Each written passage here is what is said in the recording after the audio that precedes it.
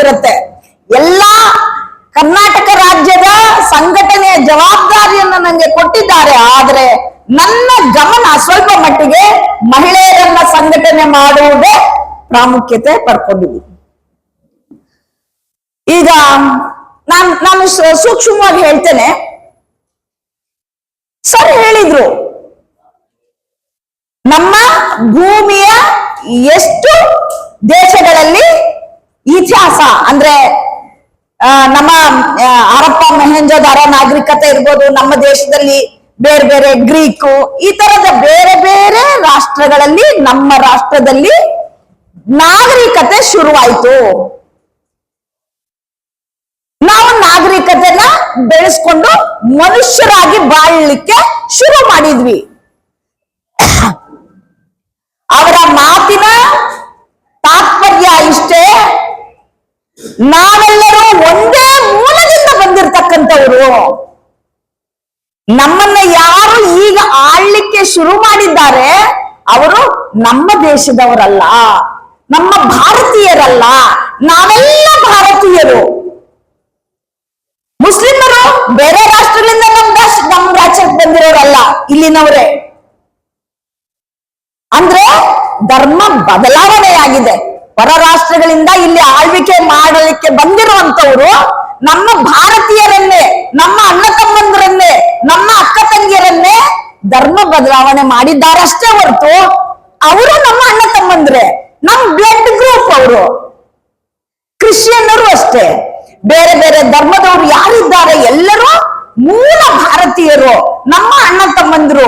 ಪರಿಸ್ಥಿತಿಗೆ ಒಳಗಾಗಿ ಅವರು ಧರ್ಮವನ್ನ ಬದಲಾಯಿಸ್ಕೊಂಡಿದ್ದಾರಷ್ಟೇ ಹೊರತು ಅವರ ಪೂರ್ವಜರು ಅವ್ರಿಗೆ ಧರ್ಮ ಬದಲಾವಣೆ ಆಗುವಂತ ಸಂದರ್ಭಗಳು ಬಂದಿದೆ ಅಷ್ಟೇ ಹೊರತು ನಾವೆಲ್ಲರೂ ಭಾರತೀಯರೇ, ನಾವೆಲ್ಲರೂ ದ್ರಾವಿಡರೇ, ಆರ್ಯರು ನಮ್ಮ ದೇಶಕ್ಕೆ ಬಂದಂತವರು.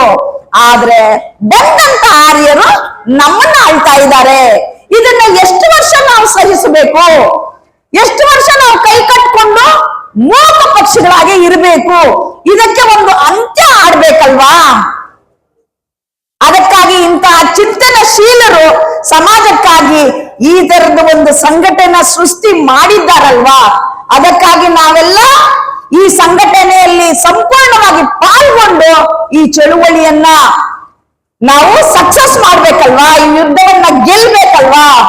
ಯುದ್ಧ ಗೆಲ್ಲೋದು ಅಂದ್ರೆ ಏನು? ನಾ ಹೇಳ್ತೇನೆ, ಸಾಮಾಜಿಕ ಪಕ್ಷಿಗಳು ಅಂದ್ರೆ ದಟ್ ಮೀನ್ಸ್ ನಾವು ಸಮಾಜದಲ್ಲೇ ಇರ್ತಕ್ಕಂಥವ್ರು, ಕಾಡಲ್ಲಿ ಇರ್ತಕ್ಕಂಥವ್ರಲ್ಲ, ಸಮಾಜದಲ್ಲೇ ಇರ್ತಕ್ಕಂಥವ್ರು. ಅಂದ್ರೆ ಸಮಾಜಗಳಿಗೆ, ಸಂಪ್ರದಾಯಗಳಿಗೆ ಸಮಾಜ ಕೊಟ್ಟಿರ್ತಕ್ಕಂಥ ಎಲ್ಲ ವಿಚಾರಗಳನ್ನ ನಾವು ನಮ್ಮ ಜೀವನದಲ್ಲಿ ಅಳವಡಿಸ್ಕೊಂಡು ನಾವು ಜೀವನ ನಡೆಸ್ತಾ ಇದ್ದೇವೆ. ಹೌದಾ? ಈಗ ನಾವು ಹುಟ್ಟುತ್ತೇವೆ, ಹುಟ್ಟಿದ್ದಾದ್ಮೇಲೆ ನಮ್ ಬಾಲ್ಯ ಆಗತ್ತೆ, ಆಮೇಲೆ ನಮ್ಗೆ ಮದ್ವೆ ಮಾಡ್ತಾರೆ, ಮದ್ವೆ ಆದ್ಮೇಲೆ ಸಂಸಾರಿಕ ಜೀವನ ಮಾಡ್ತೇವೆ, ಗೃಹಸ್ಥಾಶ್ರಮ ಆಗುತ್ತೆ, ಆಮೇಲೆ ಮಕ್ಳಾಗ್ತಾರೆ, ಮಕ್ಳಿಗೆ ವಿದ್ಯಾಭ್ಯಾಸ, ಅವ್ರ ಬದುಕು, ಅವ್ರನ್ನ ನಾವು ರೂಪಿಸಿ ಮತ್ತೆ ನಮ್ಮ ಮುಂದಿನ ಅಂದ್ರೆ ನಮ್ಮ ಅಂತ್ಯದ ಕಾಲ ಬರುತ್ತೆ. ಒಂದ್ ದಿವಸ ನಾವು ಕಣ್ಮರೆಯಾಗಿ ಹೋಗ್ತೇವೆ. ಆದ್ರೆ ಈ ಮಧ್ಯೆ ಹುಟ್ಟು ಸಾವಿನ ಮಧ್ಯೆ ನಾವು ಎಷ್ಟು ಹೋರಾಟ ಮಾಡ್ತೇವೆ? ಸಾರ್ ಹೇಳಿದ್ರು, ಎಲ್ಲಿಂದನೋ ಬಂದವರು ನಮ್ಮನ್ನ ಆಳ್ತಾ ಇದ್ದಾರೆ, ಆದ್ರೆ ನಾವು ಆಳಿಸ್ಕೊತಾ ಇದ್ದೀವಿ. ಯಾವಾಗ ನಮ್ಮ ಸಮಾಜ ಸಮಾಜ ಯಾವಾಗ ಆಗ್ಬೇಕು? ನಾವು ಎಲ್ಲ ನಮ್ಮ ದೇಶದ ಎಲ್ಲ ಸಂಪತ್ತನ್ನ ನಾವು ಸಮಾನವಾಗಿ ಹಂಚಿಕೊಂಡು ಜೀವನ ಮಾಡಬೇಕಾದಂತಹ ಕಾಲ ಯಾವಾಗ ಬರುತ್ತೆ? ಮೇಲು ಕೀಳು, ಬಹಳಷ್ಟು ಮೇಲು ಕೀಳು ಪರಿಸ್ಥಿತಿಯಲ್ಲಿ ಇದೀವಿ. ತುಂಬಾ ಜನರ ಹತ್ರ ಸಾವಿರಾರು ಎಕರೆ ಇದೆ, ಕೆಲವ್ರ ಹತ್ರ 1 ಎಕರೆ ಕೂಡ ಇಲ್ಲ. ತುಂಬಾ ಜನರ ಹತ್ರ ಐಶ್ವರ್ಯ ಕ್ರೋಢೀಕರಣ ಆಗಿದೆ, ಕೆಲವ್ರ ಹತ್ರ ಜೀವನ ನಡ್ಸಕ್ ಕೂಡ ಬೆಳಗಿಂದ ಸಂಜೆವರೆಗೂ ಕೂಲಿ ಮಾಡಿ 100 ರೂಪಾಯಿ ತಗೊಂಡ್ ಬಂದು ಮಕ್ಕಳ ಜೊತೆ ಜೀವನ ಮಾಡುವಂತ ಬಹಳ ಕ್ಲಿಷ್ಟವಾದ ಪರಿಸ್ಥಿತಿಯಲ್ಲಿದ್ದಾರೆ. ಈ ಏರುಪೇರುಗಳು ಯಾವಾಗ ಸಮ ಆಗೋದು?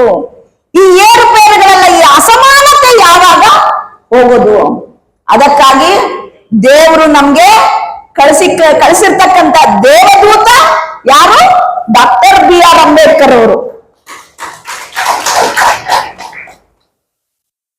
ಇಲ್ಲಿರುವ ಅಸಮಾನತೆಯನ್ನ ಹೋಗಲಾಡಿಸಬೇಕು. ಇಲ್ಲಿರ್ತಕ್ಕಂತ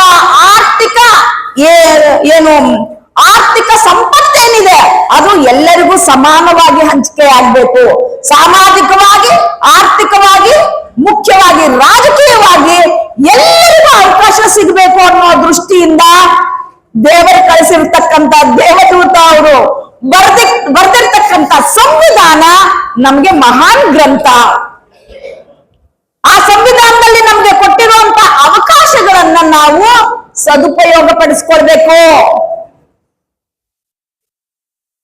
ಮೀಸಲಾತಿ ಕೊಟ್ಟಿದ್ದಾರೆ. SC ST ವರ್ಗದವರು ಅನೇಕ ಆದಿಕಾಲದಿಂದ ತುಳಿತಕ್ಕೊಳಗಾಗಿದ್ರು. ಅವರು ಅವರಿಗೆ ಉಸಿರಾಡ್ತಕ್ಕಂತಹ ಶಕ್ತಿ ತುಂಬಿದ್ದು ನಮ್ಮ ಸಂವಿಧಾನ. ಇಲ್ಲ ಅಂದಿದ್ರೆ ಇವತ್ತಿನ ನಮ್ಮ ಸಂವಿಧಾನ ಇಲ್ಲ ಅಂದಿದ್ರೆ ಊಹಿಸ್ಕೊಳ್ಳಕ್ಕೆ ಘೋರವಾಗಿದೆ. ನಮ್ಮ ಸಂವಿಧಾನ ಇಲ್ಲದೆ ಇದ್ದಿದ್ರೆ ನಾವು ನಿಜವಾಗ್ಲೂ ಮನುಷ್ಯರ ತರ ಬದುಕಕ್ಕೆ ಸಾಧ್ಯ ಇತ್ತಾ? ಪ್ರಾಣಿಗಳ ತರ ಇರ್ಬೇಕಾಗಿತ್ತು. ನಮ್ಮನ್ನ ಒಂದು ಬೋನಲ್ಲಿ ಹಾಕಿ ಬೇಕಾದ್ರೆ ಕೂಡಿಸ್ಬಿಟ್ಟು ನಮ್ಮನ್ನೆಲ್ಲ ಕೆಲಸ ಮಾಡಿಸ್ಕೊಂಡು ಕೆಲಸ ಆದ್ಮೇಲೆ ನಮ್ಮನ್ನಲ್ಲಿ ಬೋನಲ್ಲಿ ಹಾಕಿ ನಮ್ಮನ್ನ ಕಟ್ಟಾಕ್ಬಿಡ್ತಾ ಇದ್ರು. ಕೇಳೋರು ಹೇಳೋರು ದಿಕ್ಕಿರ್ತಾ ಇರ್ಲಿಲ್ಲ. ಆದ್ರೆ ನಮ್ಗೆ ಇವಾಗ ಕೇಳುವಂತ ಧ್ವನಿ ಶಕ್ತಿ ಕೊಟ್ಟಿರ್ತಕ್ಕಂಥದ್ದು ನಮ್ಮ ಸಂವಿಧಾನ. ಸರ್ ಹೇಳಿದ್ರು, ನಮ್ಮ ಕರ್ನಾಟಕ ರಾಜ್ಯದ ಮಟ್ಟಿಗೆ ನಾವು ತಗೊಂಡ್ರೆ ಜನಸಂಖ್ಯೆ, ಯಾವ ಸಮುದಾಯದ ಜನಸಂಖ್ಯೆ ಎಷ್ಟಿದೆ ಅವರಿಗೆ ರಾಜಕೀಯ ಸಾಮರ್ಥ್ಯ ಎಷ್ಟಿದೆ, ಆರ್ಥಿಕ ಸಾಮರ್ಥ್ಯ ಎಷ್ಟಿದೆ, ಸಾಮಾಜಿಕ ಸಾಮರ್ಥ್ಯ ಎಷ್ಟಿದೆ. ಕಡಿಮೆ ಜನಸಂಖ್ಯೆ ಇರ್ತಕ್ಕಂಥವ್ರಿಗೆ ಬಹಳಷ್ಟು ಅವಕಾಶಗಳು, ಜಾಸ್ತಿ ಜನಸಂಖ್ಯೆ ಇದ್ದು ನಾವೆಲ್ಲ ಬಹುಸಂಖ್ಯಾತರಾಗಿದ್ರೂ ಕೂಡ ನಮಗೆ ಅವಕಾಶಗಳು ಬಹಳ ಕಡಿಮೆ. ನೀವೆಲ್ಲ ತುಂಬಾ ಚಿಂತಕರಿದ್ದೀರಾ. ನಿಮ್ಮ ಮುಖದ ಮೇಲೆ ಆ ಕಳೆ ಇದೆ ನೋಡ್ರಿ. ಬಹಳಷ್ಟು ನೀವೆಲ್ಲ ವಿದ್ಯಾವಂತರು, ಚಿಂತಕರಿದ್ದೀರಾ. ಮತ್ತೆ ಈ ವಿಚಾರಗಳನ್ನ ನೀವೊಂದು 1000 ಜನಕ್ಕೆ ಪ್ರಚಾರ ಮಾಡಿ ಅವರಲ್ಲಿ ಒಂದು ದೀಪದ ಬೆಳಕನ್ನ ಹಚ್ಚತಕ್ಕಂತ ಶಕ್ತಿ ನಿಮಗಿದೆ. ಬರೀ ಇಲ್ಲಿ ಮೀಟಿಂಗ್ ಬಂದು ಕೇಳಿಸ್ಕೊಂಡು ಹೋಗಿ ಮರ್ತೋಗ್ಬಿಟ್ಟು ನಿಮ್ಮ ದೈನಂದಿನ ಜೀವನದಲ್ಲಿ ನೀವು ಮುಳುಗೋಗ್ಬಿಟ್ರೆ ಏನೂ ಪ್ರಯೋಜನ ಆಗಲ್ಲ. ನಮ್ಮ ಸಮಾಜಕ್ಕೆ ನಾವೇನು ಕೊಟ್ಟಂಗಾಗಲ್ಲ, ನಮ್ಮ ದೇಶಕ್ಕೆ ನಾವೇನು ಕೊಟ್ಟಂಗಾಗಲ್ಲ. ನಮ್ಮ ಅಹಿಂದ ಸಮುದಾಯ ನಾವೆಲ್ಲ ಒಂದಾಗಿ ಚಳುವಳಿಯನ್ನ ನಾವು ಯಾಕೆ ಕೈಗೆತ್ಕೊಂಡಿದ್ದೀವಿ ಅಂದ್ರೆ ಮುಂದೊಂದು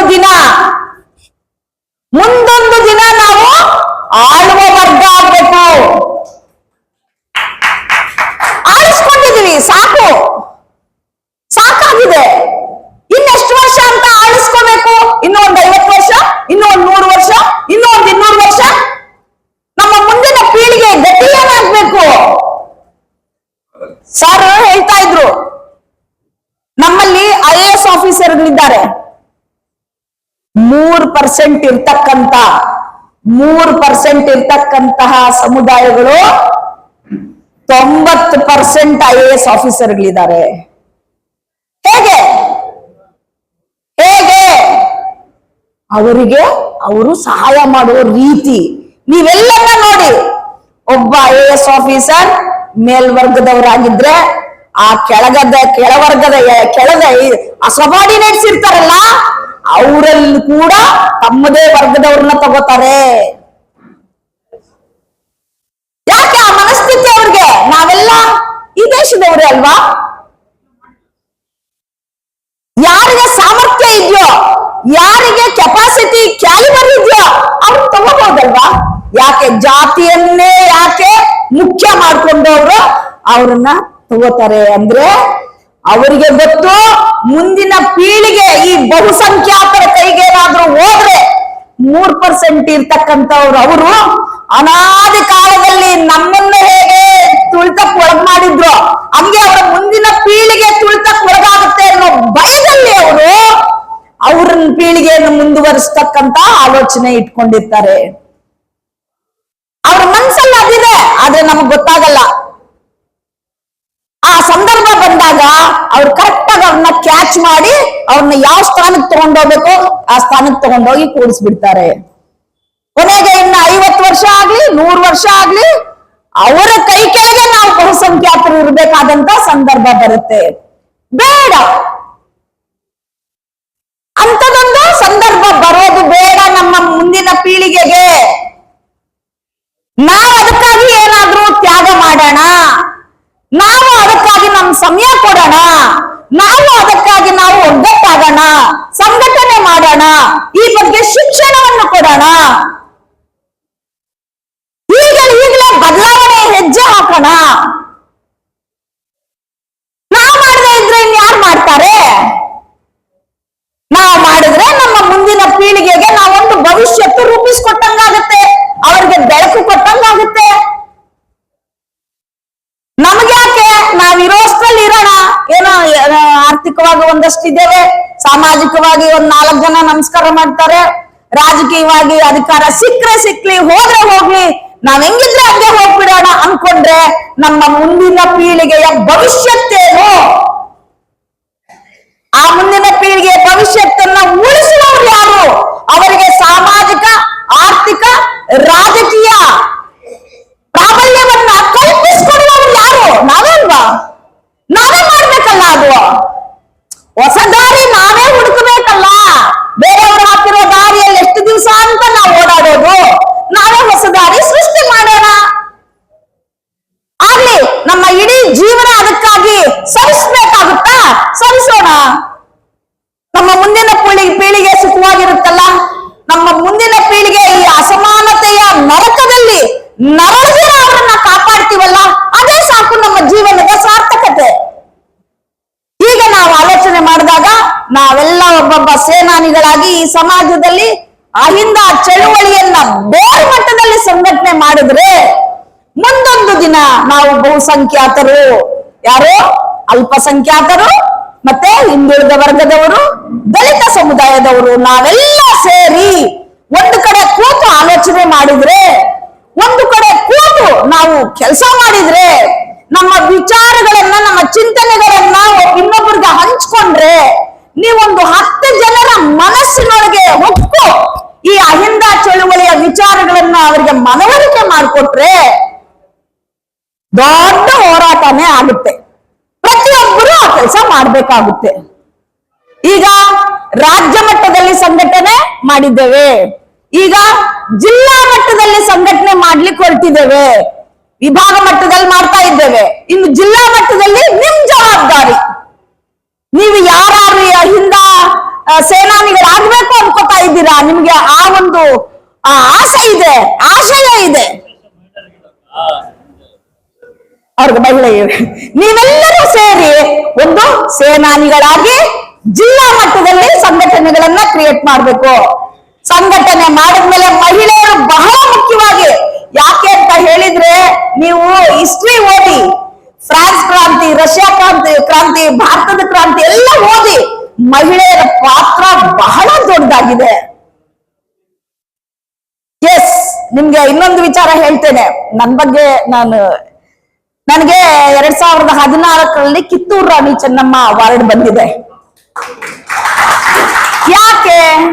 ನಾನು ಒಬ್ಬ ವಕೀಲರಾಗಿ 2,500 ಮ್ಯಾಟ್ರಿಮೋನಿಯಲ್ ಕೇಸಸ್ ನಡೆಸಿದ್ದೇನೆ. ಅಂದ್ರೆ ಗಂಡ ಹೆಂಡತಿ ಜಗಳದ ಕೇಸ್ಗಳು, ಅದನ್ನ ಮ್ಯಾಟ್ರಿಮೋನಿಯಲ್ ಕೇಸಸ್. ಆದರೆ ಆ 2,500 ಕೇಸ್ ನಡೆಸಿದ್ರು ಕೂಡ ಬಹಳ ನಿಷ್ಠೂರವಾಗಿರ್ತಕ್ಕಂಥ 1 ಅಥವಾ 2 ಕೇಸನ್ನ ಮಾತ್ರ ಡೈವೋರ್ಸ್ ಮಾಡಿದ್ದೇನೆ. ಇನ್ನು ಉಳಿದ ಎಲ್ಲ ಕೇಸುಗಳು ನಾನು ರಾಜಿ ಮಾಡಿದ್ದೇನೆ. 10 ವರ್ಷಗಳು ಗಂಡ ಹೆಂಡತಿ ದೂರ ಇದ್ದು ಒಬ್ಬರ ಮೇಲೆ ಒಬ್ಬರಿಗೆ ಬೇಸರ ಇದ್ರೂ ಕೂಡ ಅಂತ ಗಂಡ ಹೆಂಡತಿ ನೀನಿಲ್ಲದೆ ನಾನಿಲ್ಲ, ನಾನಿಲ್ಲದೆ ನೀನಿಲ್ಲ ಅನ್ನೋ ತರ ಜೀವನ ಮಾಡುವಂತ ಶಕ್ತಿ ಭಗವಂತ ನನಗೆ ಕೊಟ್ಟಿದ್ದ. ಅದನ್ನ ನಾನು ಈ ಸಮಾಜಕ್ಕೆ ಕೊಡುಗೆಯಾಗಿ ಕೊಟ್ಟಿದ್ದೇನೆ.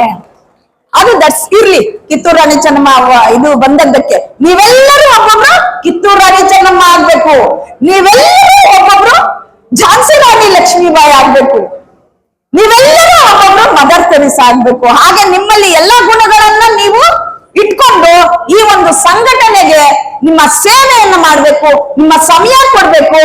ನೀವು ನಿಮ್ಮ ಜೀವನದ ಭಾಗ ಅಂತ ತಿಳ್ಕೊಂಡು ಈ ಚಳುವಳಿಯಲ್ಲಿ ನೀವು ಹೋರಾಟ ಮಾಡಬೇಕು ಅಂತ ಈ ಸಂದರ್ಭದಲ್ಲಿ ಹೇಳ್ತಾ